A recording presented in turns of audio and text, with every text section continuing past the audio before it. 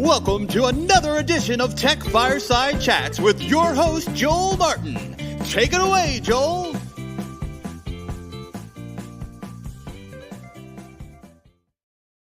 Oh, welcome. Oh, wait, did we lose somebody? I think we lost somebody. How did this freeze? I think it froze there for a second. It's the internet, man. Everybody's ordering lunch around Orlando and everything's just freezing. I have no idea what's going on. We have a great episode today. We have Brandon Naids, CEO of Talon Simulations, right? Did I pronounce that correctly? Yep. Oh. And hey guys. And our co-host for the show today is Matheus. How do I pronounce this? Pesavento. No? Pesavento. Oh, that's right. Italian last name. Right on spot. And you're the man behind the man. You created this thing, which we're going to talk about today, right? The back end for Talon. Which, by the way, I love seeing this in the Brandon in the background, because the last time I got to play with this was at IAPA. I miss trade shows, man. I miss IAPA so badly. So let's take it away. Brandon, how about you introduce yourself? Tell us about your company, which I have a whole bunch of notes here and I can tell everybody about, but I'd rather you talk about it. Yeah, of course. Thanks for having me, guys. It's Cheers great to get together. Cheers. Cheers. Nice to see everybody. Post-COVID Sure. world. All right, take it away. Yeah, I'm Brandon Naids. I'm the CEO and co-founder of Talon Simulations, and we specialize in mixed reality simulators for entertainment and training institutes. So what we have here, which you see next to me, is one of our A3 full motion simulators that we developed into an fully automated, unattended arcade cabinet. And that's one of the big projects that we've worked on. I'm putting together these turnkey systems with the hardware and software. And we've actually developed a lot of software with Code Firm to make that happen. And then what we're also able to do, because it's a reconfigurable motion platform, is create flight simulators and driver trainer simulators. And so you wouldn't necessarily have a big arcade cabinet with that, but we'll integrate very similar components. We'll have steering wheels and pedals and the high-powered computers, the virtual reality headsets, and then we'll have different back-end software that will run those simulations depending on what the project needs are. So we really specialize in bringing all that together and making a suitable package based around our A3 simulator and making that suitable for each customer at the end of the day. Right now. Just invoice me. I need them in my living room. It's like the perfect gaming machine. I must have this. But all kidding aside, I love what you guys have done. And I do want to talk about you, the entrepreneur, the CEO who brought this, and we'll bring in Matheus in here in a second. But you have a really interesting background. I mean, you're a mechanical engineer, right? My mom's a mechanical, yes. And she did industrial, so I think engineers are awesome. And you got this great background with UCF, right? So Go Naids. About that. How did this all come together that led you to Talon?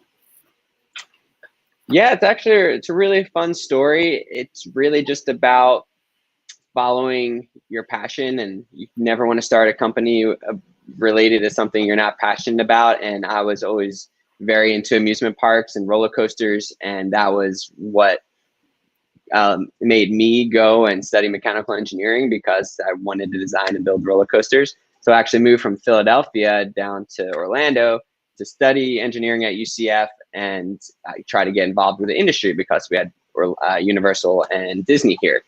And actually between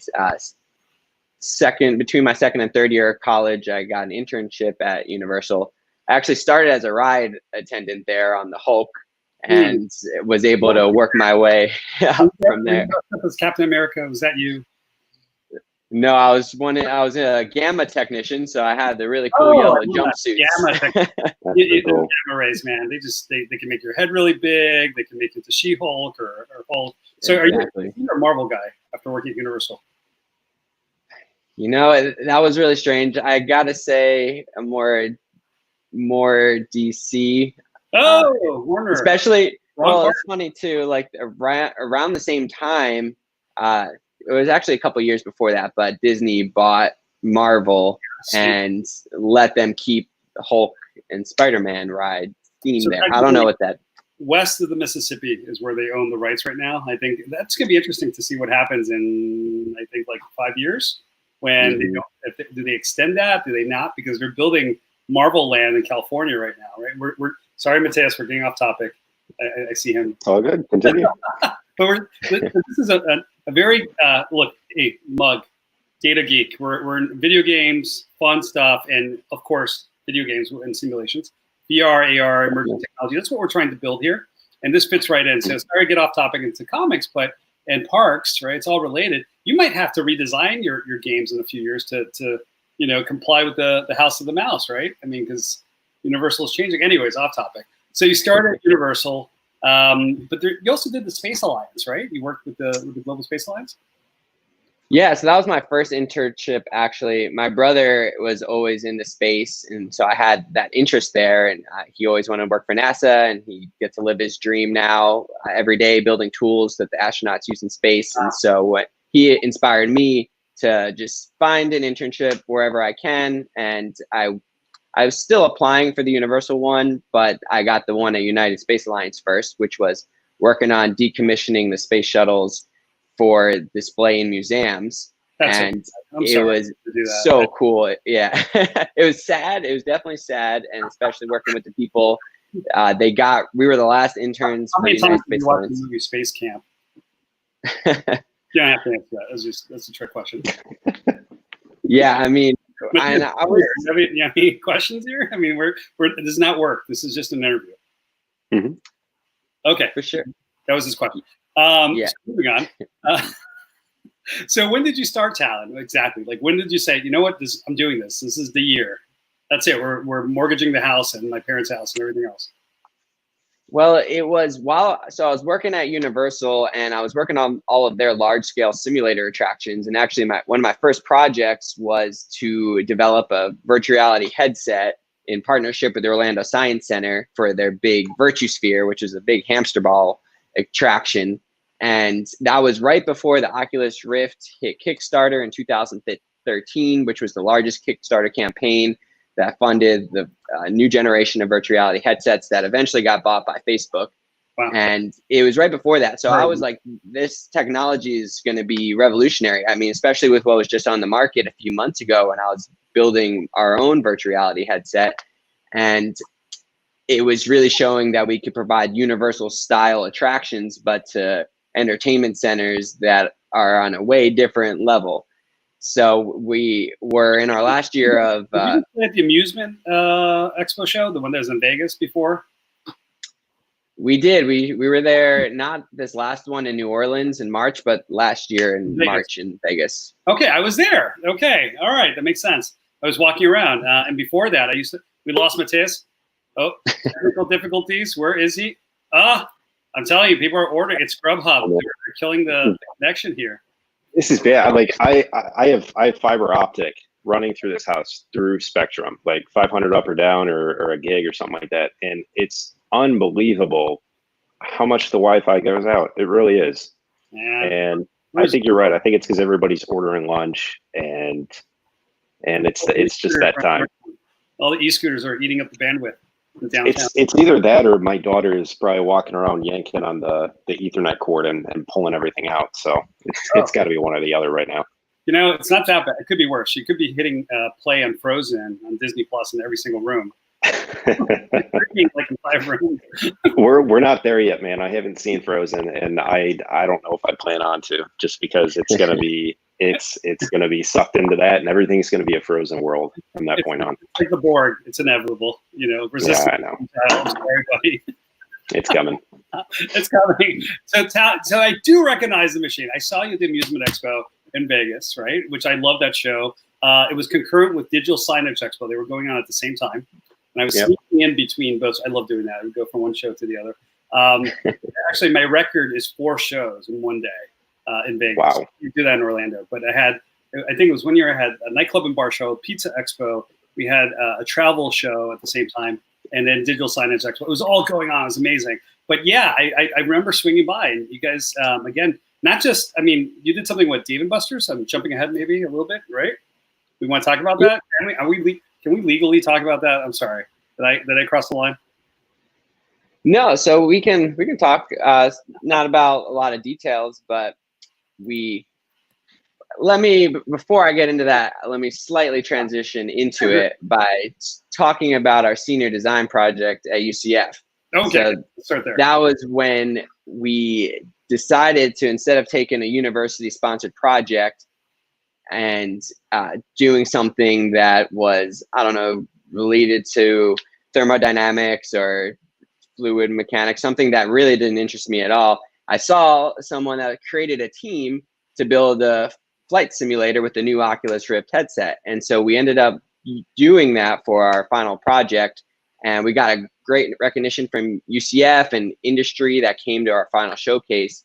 And it led us to getting a National Science Foundation grant to build another prototype and do some customer research with local entrepreneurs and investors that allowed us to do the lean startup methodology and go through this program. So right after that is when we actually rolled right into our final product that we launched. And basically at that time, we just launched the A3 full motion simulator and kind of rigged different turnkey systems together depending on what was out there. But yeah, it was very limited market at the time. The virtual reality headsets were very limited in what they could do and how good they were, as well as the software. But we just began taking a lot of the feedback that we were getting at all the trade shows we were doing, and that's what led us to developing the Vortex. And in the midst of all that, we had a lot of relationship with different companies that were also in the space. And one of them was working directly with Dave & Buster's, and they pulled us in to help bring that to a final product, all the hardware, software integration, and then we managed the technical support and the rollout of it was 126 simulators at the time. They're these 4-seat simulators that were had a Jurassic World game on it. I saw it in New York, and I thought it was great. Can you believe I've seen the New York one? I haven't seen the local one, but okay. But wait, where did Code Firm come in all this? Where did Matthias jump in? So we've been working with you guys, 3 years, I think? Yeah, give or take. It started off as I don't want to say something small, but I mean the fact that it's gone from what it used to be to what it currently is now is, I mean, Reliant and Talent Simulations, it became a beast. It really did. We started with the sturdy foundation, and it was going from launching games and being able to end a session, and as Brandon had said, turn into a technical difficulties. Can you hear him? I can't hear him. You back? It says AirPod. Man, Apple, when will you get your act together? So you can't be reliant on this old tech, man. Maybe we should move on to adding the stream so we can see the video while Matthias reconnects his microphone. Yeah. There we go. I'm having the worst of luck today, my friends. Okay. That's the fun thing about being live, is that these things happen. So we're going to have you narrate what we're seeing here. We're seeing the Talon Vortex. What show is that? I don't remember that show. That looks like the Orlando Center. That's actually one of our customers in Texas. Nice. They have a full entertainment center. So FECs, you're working with the amusement centers, independents? Yeah, and that's really who we designed this Vortex cabinet for.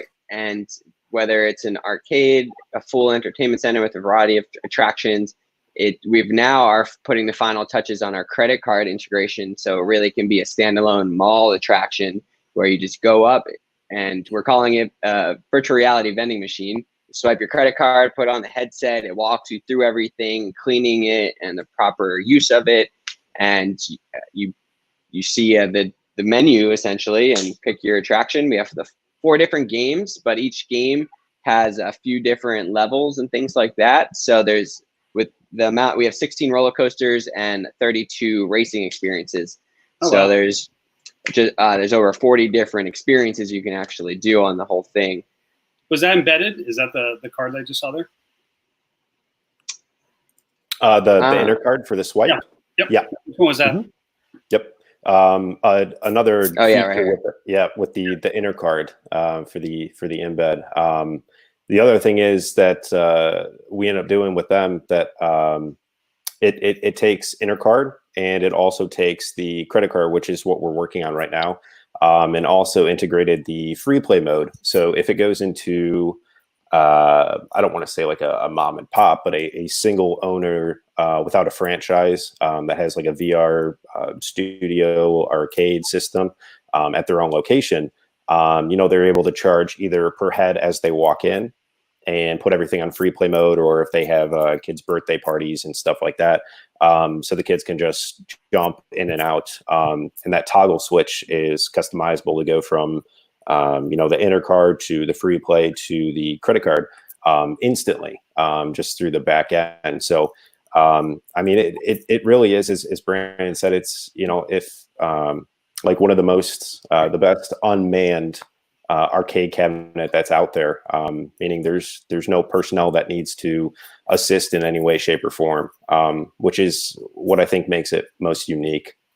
And that's a big thing, the expense of having to have employees stand Exactly. tickets or credits, or let me take some notes in my gamma ray. Okay. So as you can tell, I'm a Marvel guy. So good answer. But yeah, I think that is a big thing with I've visited a lot of trampoline parks in the last 2 years. I don't know if that's a good thing or a bad thing, but in my role where I was visiting a lot of FECs and amusement centers, I got to see, when these are the operational costs that can either make or break an investment firm or a small mom and pop that's running one of these centers. And I think it's great that you guys have made it in a way where it can operate automatically, whether it's, I imagine it's NFC or MyFair, and you can just pay or use a card to swipe and pay with tokens. I mean, it just makes it a lot easier because they have so many other things going on, especially in the age of COVID, that they have to worry about, that you don't have to worry about taking tickets and, operating the simulation arcade. It has to run itself. It has to make money for them as an operator. I'm investing in this thing. I want it to, to work, right? So I think that's genius what you guys have done. Sorry, just in my opinion in there. Exactly, and that's the feedback we've gotten for a couple of years now. And when we initially started working with Code Firm to develop what was essentially just going to be a remote launching interface for our games to make it easy to launch on a tablet, which is, we still have that functionality. We were secret sauce just a little bit. So, oh wow. And that's what the operator will see. Yeah. So this is how we initially started working in developing this. I mean, Reliant, it was essentially a remote entertainment launching interface technology or something like that.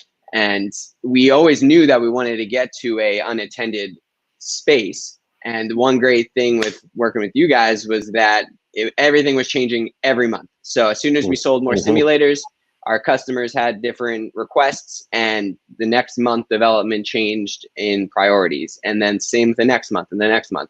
Now, it's crazy to think though, we knew we were going to develop this 3 years ago, but we didn't even get to that place really in the market where there's a need really for these kinds of attractions. And there was definitely building up, and there's some competitors that launched products last year that aren't necessarily interactive. They're more like ride style attractions that you can swipe your card and then you sit back and you get some wind in your face. We're actually creating something where you're controlling the experience by driving or flying or shooting things, or all of the above.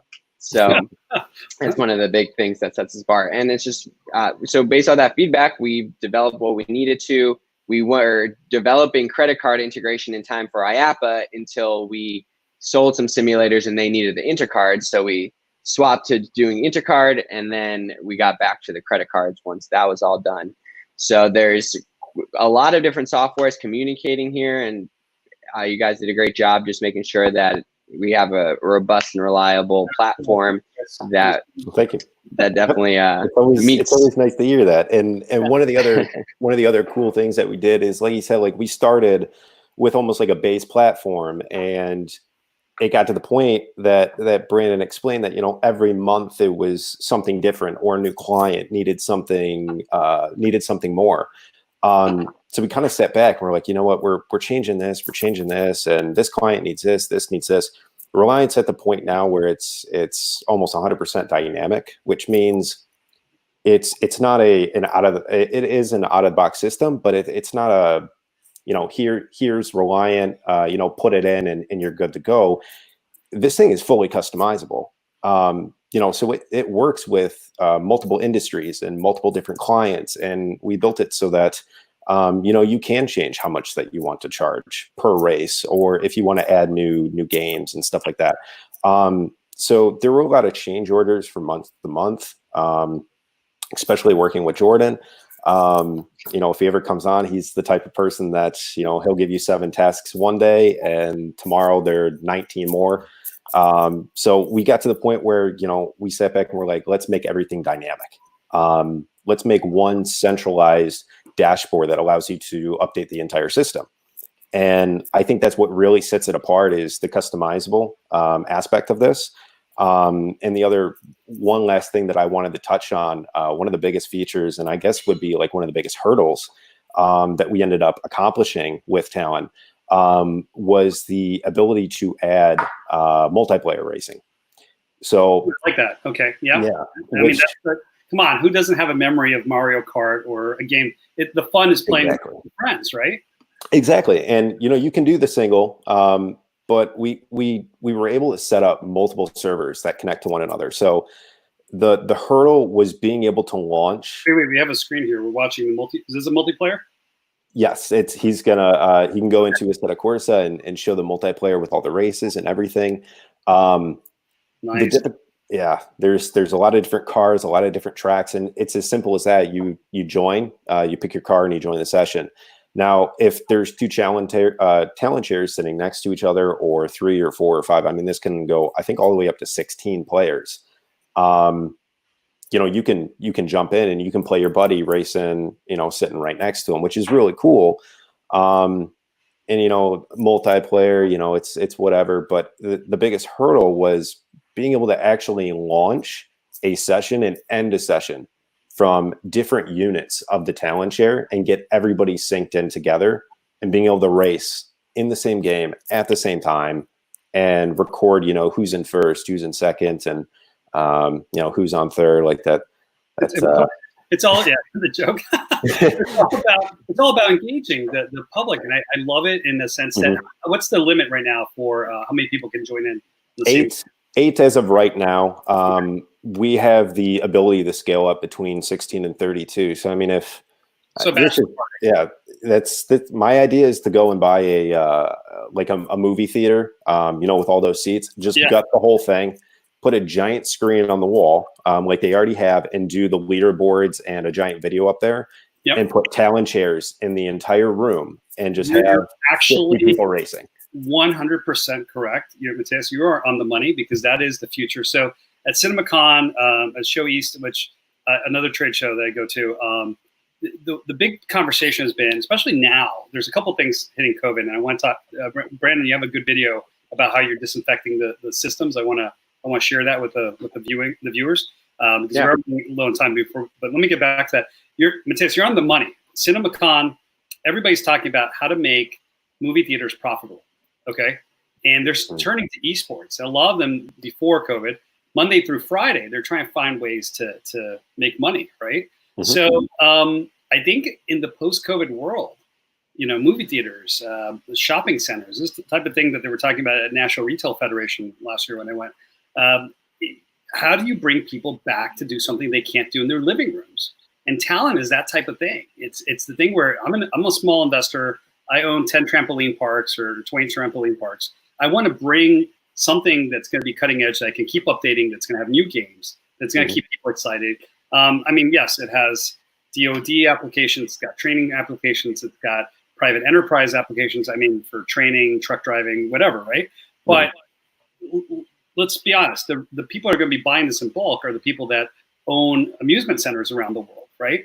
So for those guys, I would say this is the type of thing in the post-COVID world that's going to bring people back into their venues. So it makes sense to invest in a system that's upgradable and can create shareable content like that. When you have 8 guys playing, at a party or 16 guys, you're going to grab that video, you're going to send it to all your friends, you're going to post it on Facebook, you're going to be sharing that. And that's the part that gets me excited, because that's me. I'm playing a game and I'm like, oh, look at that. That's amazing, right? I mean, we live in this Twitch world now where everything has to be shareable, and people are lining up watching the games. I was watching some people playing games at the Andretti.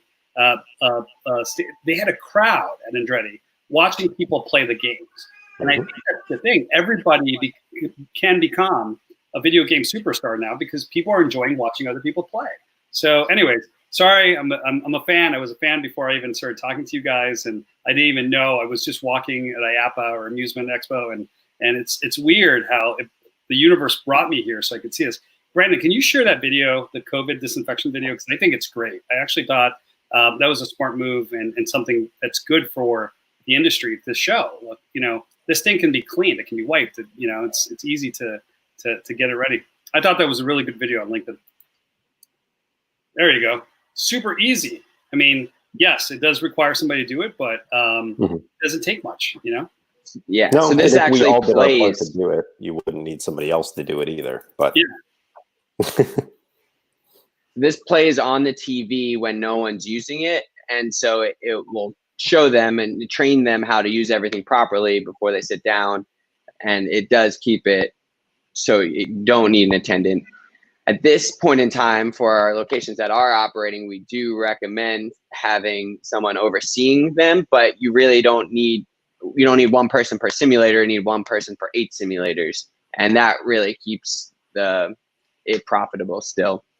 Because as that video shows right there, once you don't have to use a tablet anymore. So in partnership with a game studio, we developed what we call the Vortex virtual launch interface. So after you swipe your card, now you get a virtual interface that allows you to use your eye gaze to pick what game you want. So that really keeps it unattended. You then pick your car, pick your track. Are we allowed to talk about what's next? Or can you share a little bit what's in the future? What's in store for Talon? So I'm on the spot here. Really, we're really getting involved. We're trying to get more of these Vortex machines out there. We do have some good plans for advancements on it. Yeah. And one of the big things that we just also finished is our reporting on the game tracking. So you get monthly reports on not only how many games were played and the amount of money you made on it, but what games were played the most and everything. So we can keep track on that, so we know what we might want to swap out. And we do have a new game that we want to release next year that will be additional on the platform. So our goal is to end up getting 2 more games a year. And we're also just still active in the training industry. So we were just involved prior to a lot of the shutdowns with some research taking place on impaired driver simulations and to just study the effects of drinking and driving and marijuana and driving, and also distraction, like texting and driving. So we want to do more of those sort of projects. And speaking on what Mateus said about the reconfigurability, we actually took Reliant and adapted it for the Air National Guard to use to launch flight simulations. So they have 9 simulators that they can control from one tablet, and launching people into the simulators on different aircrafts. Now, so it really just shows. Have a Red Bull holder? A what? A Red Bull holder? No. Oh. Well, we have talked about integrating those, but on the motion simulator, you do spill your beer. So. Oh, geez. Yeah, that would not be good. Anybody's listening from PGP, Westfield, Simon Malls, any of these mall groups that we all watch the news, and a couple months from now, we'll be watching this and saying, oh my God, this guy was right on the money. I hope I'm predicting the future here. It's Nostradamus. But the truth is, malls are going to have to come back. All these venues are going to have to go through a radical change once the post-COVID world hits, right? And same thing with theme parks. And I truly think that this is a type of device that they should embrace. And every town should have their own interactive game center, because it's the type of thing that's going to get teenagers and people that are going to trampoline parks, or we're going out of their living room from watching Netflix, which I love. I still love Netflix, and into a public space to do something, right? So sports, activities, but video games in the public are going to be huge. So I really do think people should take a look at the website, talentsimulations.com. Check it out, because I think this is the next level in the post-COVID world. More devices that do more things. It's not just limited to one game. It's not Pac-Man, which is only going to be always Pac-Man. I mean, it's going to be changing, right? I mean, you have roller coasters, cars. You talked about marijuana game. I'm sorry. Yeah. But I mean, it can do other things, right? It can be a shooter. It can be an interactive game. But I love the whole, 8 to 16 people. That brings crowds, and we need things that are going to get crowds back out there in the public having fun. Anyways, I'm a big proponent of all those things in this post-COVID world. Any last thoughts, guys? Because we're running on time here. Your COVID crush. What are you watching? Brandon, tell me, what are you streaming right now? Honestly, I am actually the one doing the streaming. I've taken this time to get more into music and recording my own songs, and then performing them on Facebook Live. So, what, guitar? Yeah, I do guitar, bass. I see him. He's good. He's really good. Oh, wow. Yeah. All right, everybody go to Brandon's Facebook. Let's check out his guitar skills. What is it like? Can you give us some feedback? What type of music is this?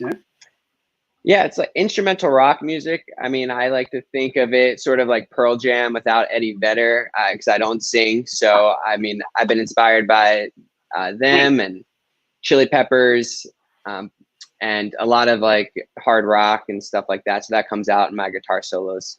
Besides Talon, what are you playing? What games are you playing right now? Well, that's the other thing. I don't really. I'm not the avid video game player. That would be business partner Jordan. Yeah, say us. What are you playing? What are you playing? I actually just got done and beat OOT Zelda Ocarina of Time for probably the 19th time in my life. It was the first game I beat when I was, I think, 6 or 7 years old. So I've always had an affinity love for Zelda.